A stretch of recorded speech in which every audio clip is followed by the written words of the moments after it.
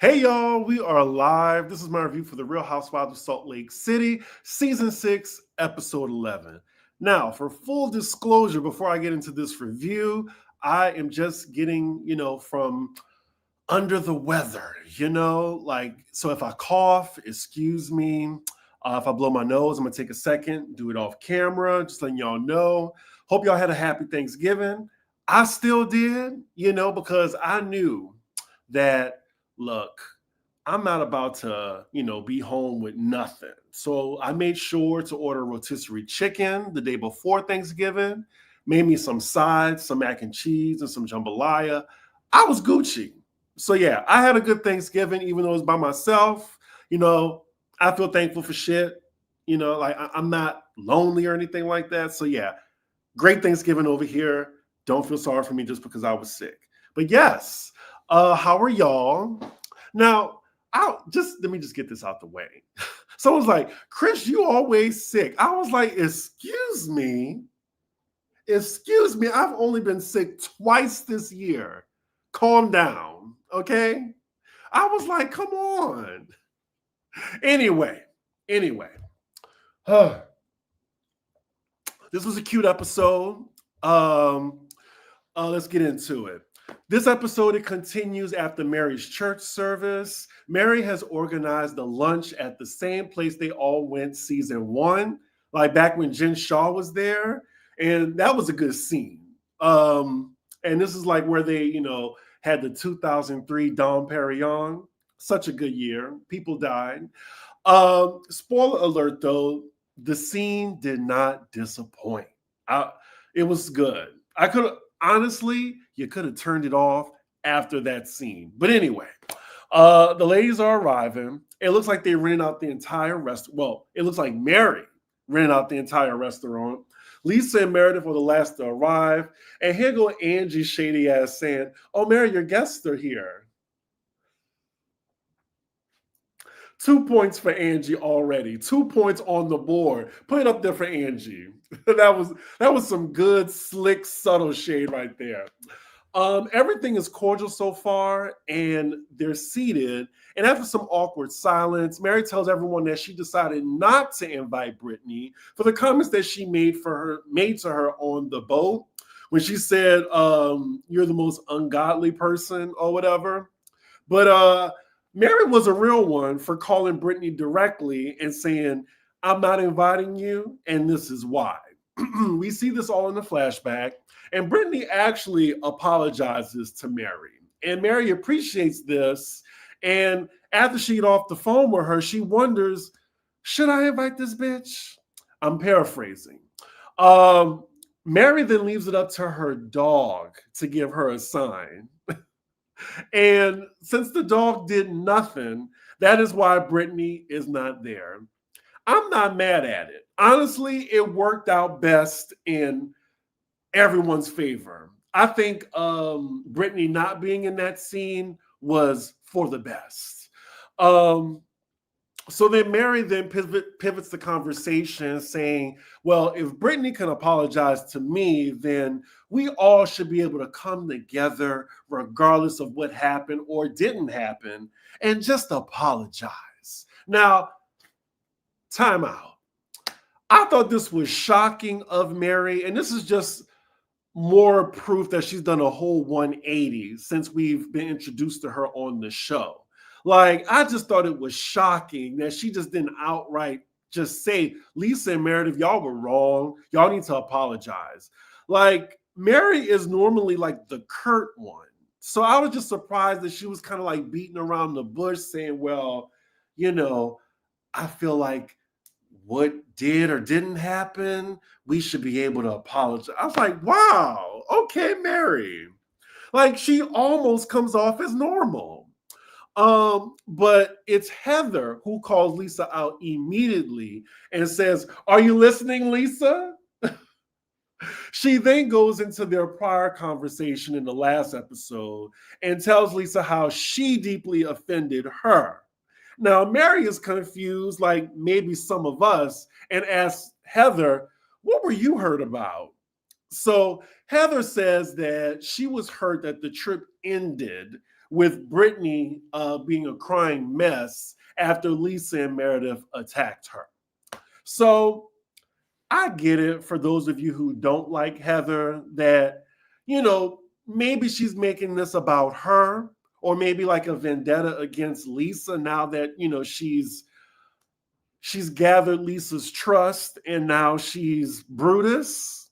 Like she always gives Gretchen from Mean Girls. Like she finally got like the popular girl's friendship and now she's doing some backstabbing shit. But I gotta say that I think that she was honestly just standing up for what was right for Brittany. It just was also advantageous for her.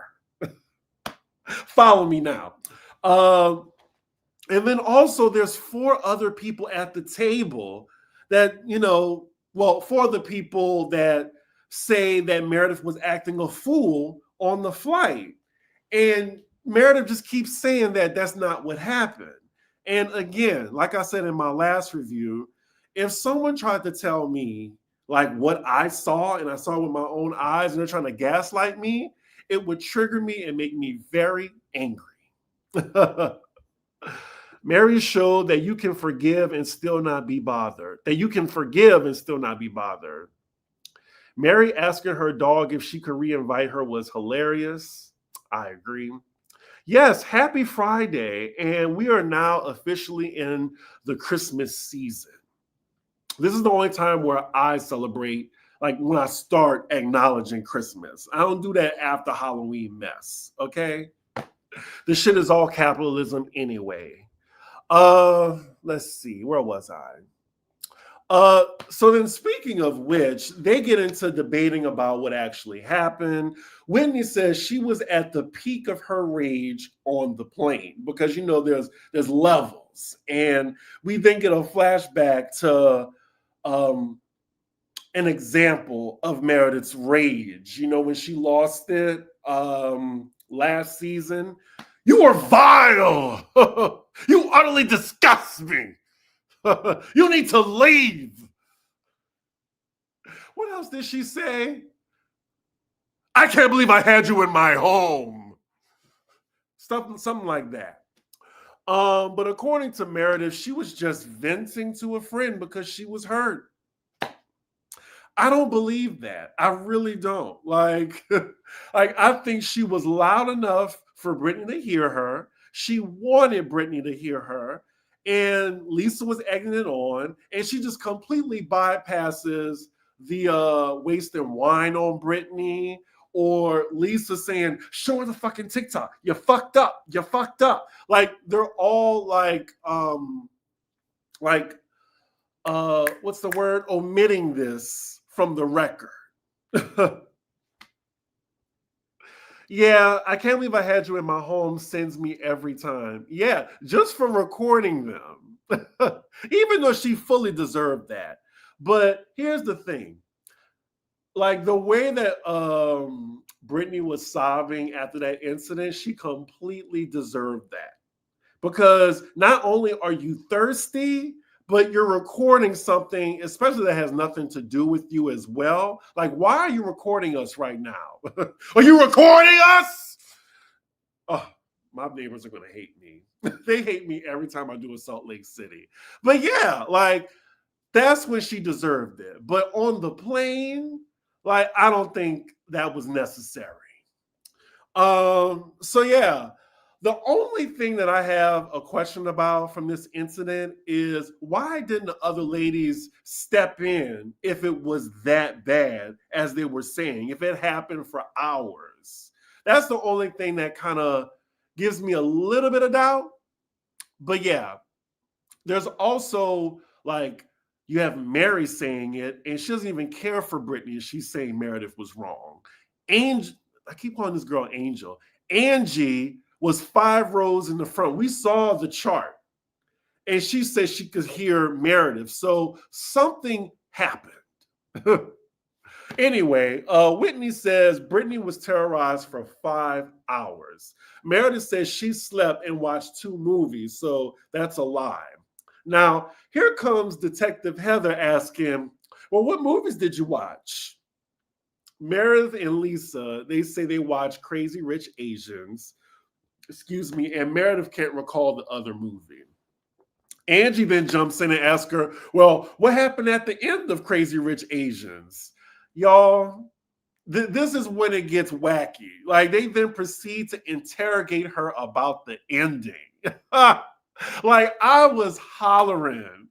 And their production, like, they're putting up like a petty scoreboard of if it's right or not.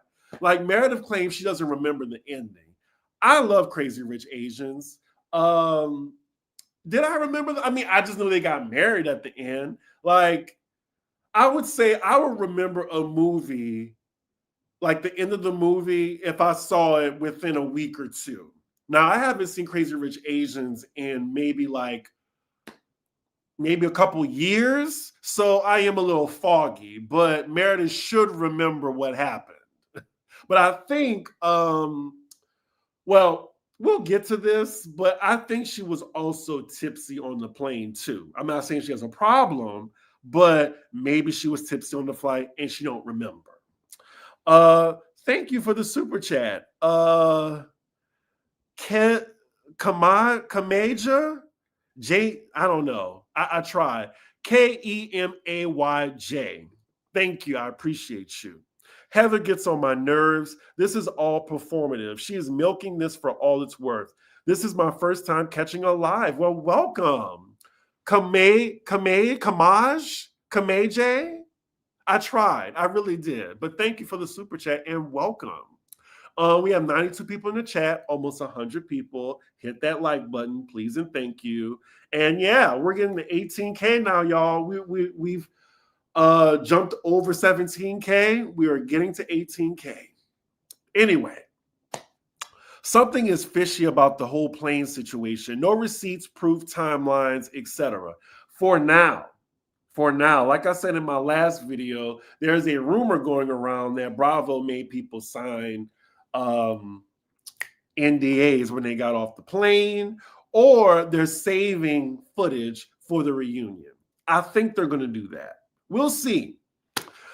Let's see. So then, yeah, Lisa recalls what happened in Crazy Rich Asians, and she remembers. Whitney still claims she heard Meredith the entire time, and Meredith denies. Like, there needs to be footage of this incident. There has to be. Excuse me. Angie then says she heard Meredith and she was 5 rows in the front. Meredith still denies. Heather then just asks them both, do they feel bad that Brittany was upset or is upset? Meredith says, I feel bad I hurt Brittany's feelings, but unfortunately, Brittany doesn't feel badly at all that she hurt my feelings. Like, just putting on a whole reverse white woman move. I mean, that's typically Meredith's MO. She says there's nowhere to go, and she don't like me, and I don't like her, and everyone can move on. So she's fine where they are right now. So even Brahman and Mary jump in for a bit and ask, does she feel sorry? But Meredith is still standing 10 toes down. We will get to this. Thank you for the super chat, Deborah Tyrus. Y'all got some interesting names on here. So then Heather finally says she lost the right to cry or feel bad the moment they harassed Brittany on the plane. Meredith was gagged by this. And here comes Heather's signature soliloquy where, she just makes all the sense. And look, Meredith didn't really have much to say. Heather had a lot of good points. She said that they were all on Meredith's side until after the plane ride. And all Meredith and Lisa did is make Brittany more of a bigger presence in this group. Because all they had to do was just ignore Brittany. But now I feel like Brittany's spot on this show is solidified just by giving her all this attention. Like, basically the whole lunch was about her and she wasn't even there, a friend of. Mm. Excuse me.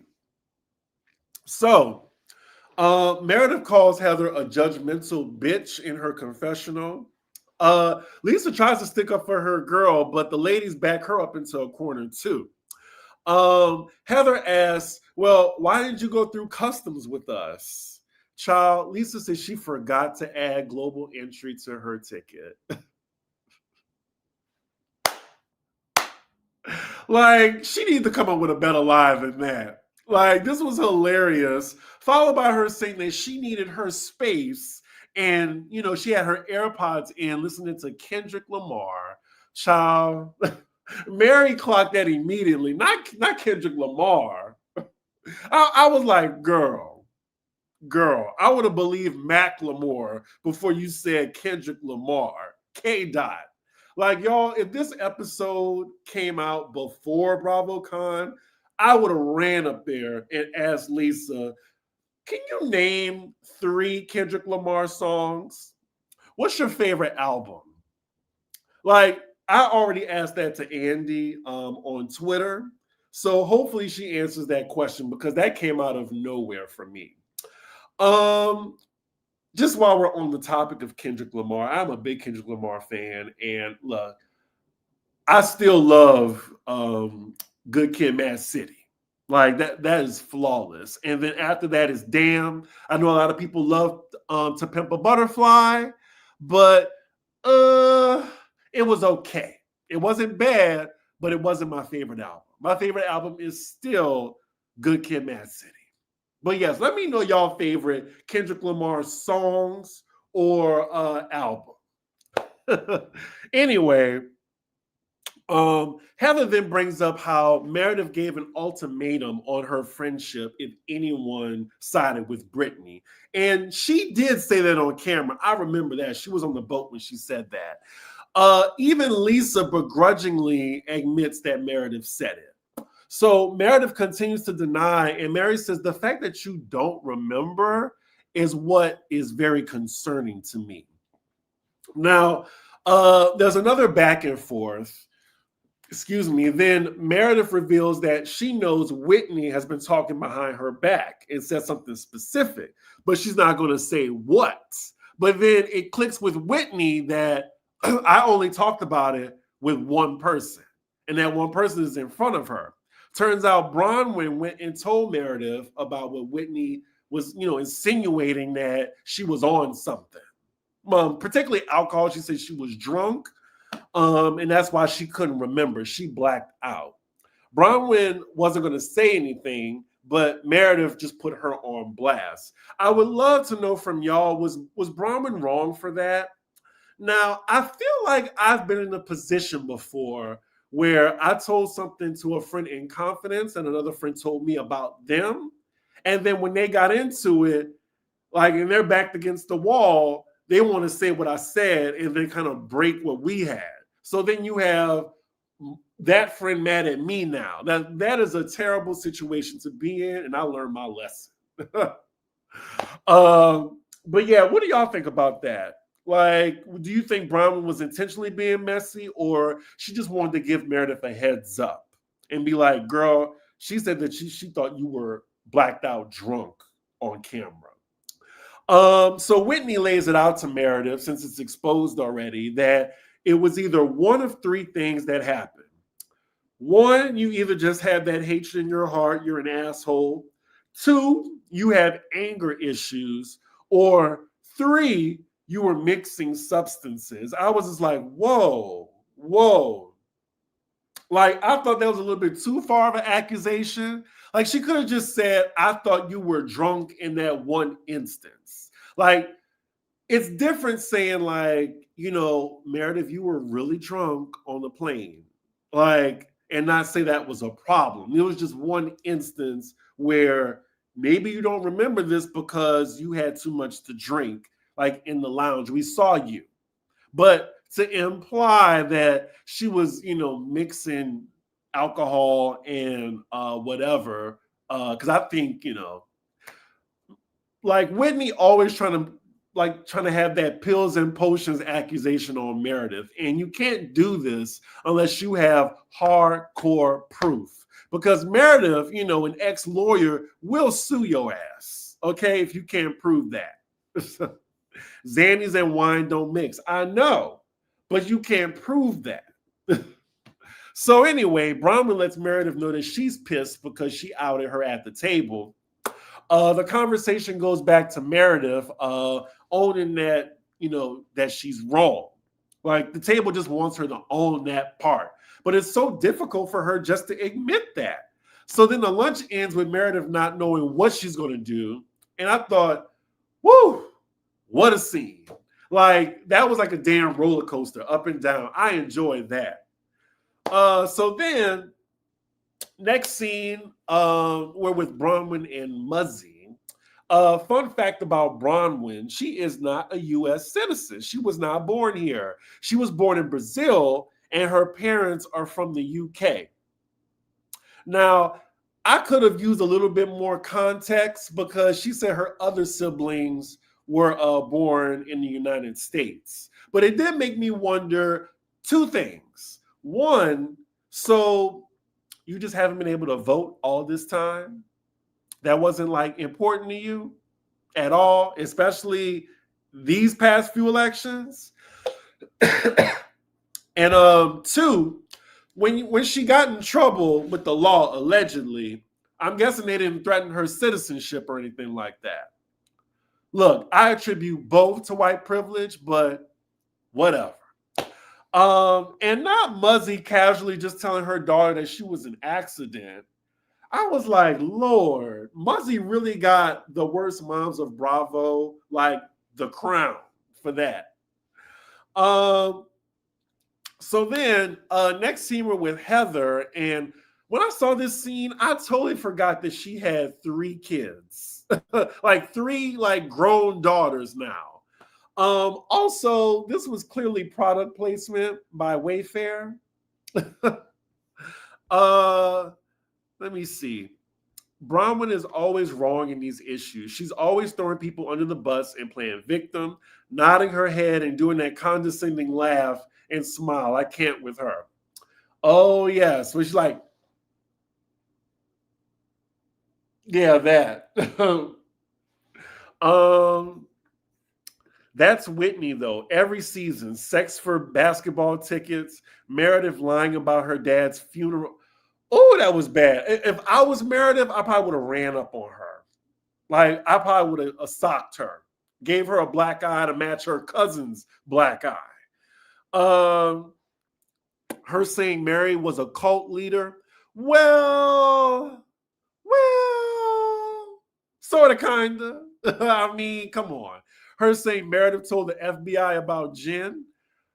Okay, I'll get you there. Whitney loves this stuff. Bronwyn getting on TV now and talking about her citizenship in this political climate is brave. Yeah, again, that's what kind of like stood out to me. How do you tell your kid they were unplanned yet treat her like shit for her own unplanned pregnancy? Oh, this is why I love the lives. Yes. Anyway, next scene, we're with Lisa and Meredith at the nail salon. They're discussing the lunch. Meredith feels betrayed by Heather, and her biggest issue is with Whitney, of course, with the whole substance abuse accusation. She throws shade at Whitney by mocking her healing journey and says she needs to focus on her damn self. Cut to her confessional. She says she doesn't plan on moving forward with Whitney. So then Lisa says she met up with Brittany. We see in the flashback, that they were going back and forth on what actually happened. Lisa believes she was actually helping Brittany in her mind. And then Brittany asks, well, can you apologize about anything that, that you did, how you made me feel? Lisa claims that she already apologized to Brittany for not feeling like she was supported. So then Lisa tells Meredith she thinks her and Brittany are in a good place after that conversation, which is peak delusion to me. So then afterwards, Meredith says she will talk to Brittany. It seems she doesn't feel bad about what she did. Instead, she feels sorry for Brittany as a human, that she can't hold a relationship and she is struggling professionally. Wow. Wow, Meredith. So she says she's gonna be the bigger person and move forward with her. But I'm thinking that's not the same thing as being sorry for your actions. You're sorry for her that she got that her feelings were hurt in her situation. And I feel sorry for you, girl, that you can't find a man.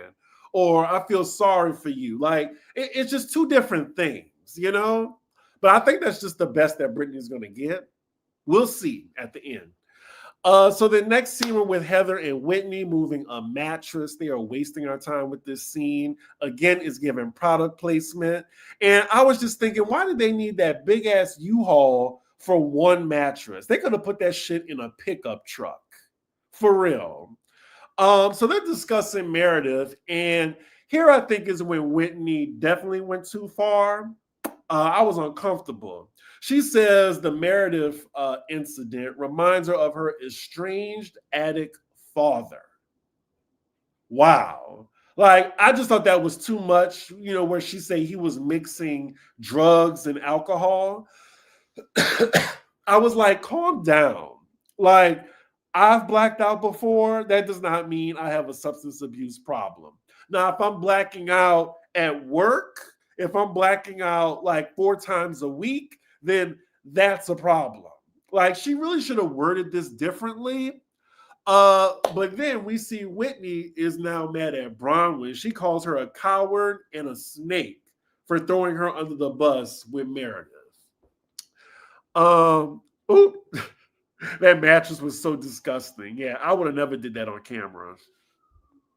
So then, next scene, we have Brittany and her daughter in therapy.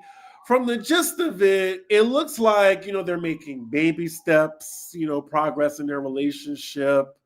It's concerning to me that the daughter comes off way more mature than the mom, you know? But yeah, that was it for that.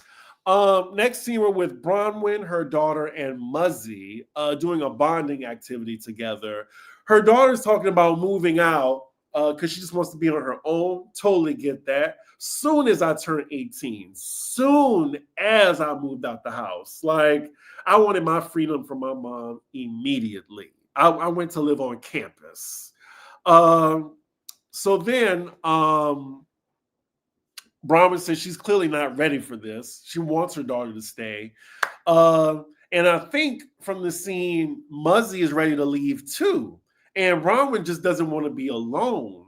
And, you know, again, we see her making a joke at Todd's expense, saying that, you know, she could get rid of him if that's the problem, her mom wants to stay.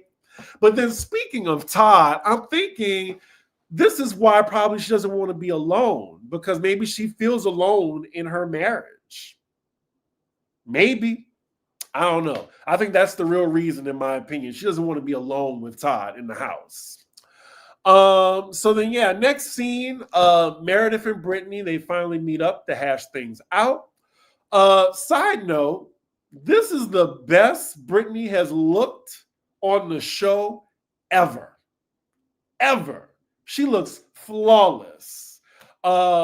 Anyway, we find out Meredith organized this meetup. And when they sat down, she immediately apologizes to Brittany, you know, for hurting her feelings on the plane. She says she feels terrible that she hurt her feelings. Do we believe her? I'm sorry that you heard me talk about you on the plane. You're not sorry for what you said. You're just sorry that it hurt her feelings. I don't know. But she got a sorry out of her. She tells Brittany she wants to move forward. And at the bare minimum, she wants them to, you know, between each other to show each other like kindness and respect. So then Brittany chooses to accept Meredith's apology. And then, she apologizes to her about the whole TikTok video thing. It's a very civil conversation. Boring. I'm just kidding. I think that this conversation needed to happen because I didn't want another episode of this. I don't want the group fractured because of this stupid shit. So I'm glad that they're able to move forward and, not have the group divided, where it's Lisa and Meredith versus all the other girls. But yeah, that's where the episode ends. I thought this was a good episode. I was entertained. It started out amazing in the beginning, but after the lunch scene, it just seemed like the episode lost a lot of steam and it almost turned into like a filler episode. Do y'all agree? My rating, I don't think it's too harsh, but I'm gonna give it a 7.5 out of 10. I just feel like I gotta be fair. But yeah, the opening scene with the lunch, that only lasted about, I think, maybe 20 minutes. And that was like really good. But anyway, those are my thoughts on the episode, y'all.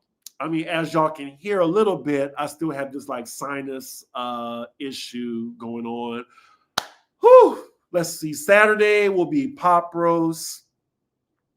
Sunday, we got Potomac and the return of Married to Medicine. So this is how it's going to be. We're going to get Potomac on Mondays, Married to Medicine on Tuesdays. Shit. We got Beverly Hills coming up on Thursdays. Lord have mercy. It's going to be one of those weeks now, y'all. So it's going to be, let me go back. Potomac on Mondays, Married to Medicine on Tuesdays, Salt Lake City on Wednesday or Thursday, and then Beverly Hills either on Friday or Saturday. So yeah, we're going to be churning out. I'm going to be doing 4 videos a week again. Hope to get y'all support. I'm excited for Beverly Hills. It's still good to me. It's basically Lifestyles of the Rich and Famous. And I like light, shady, rich, white woman mess. Like, that's fine with me. I don't know why people be trying to give Beverly Hills such a hard time.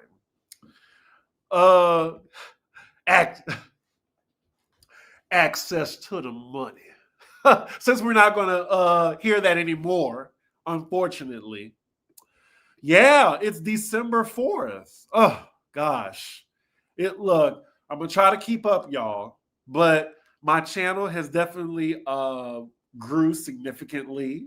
Let's just say that. So if it stays like this, I can focus more on my channel than bartending, which has been great so far. So yeah, hopefully, everything works out and I can stay on schedule.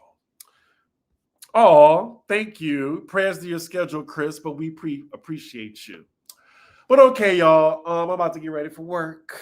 So with that, make sure y'all like, comment, and subscribe, and I will see y'all for the next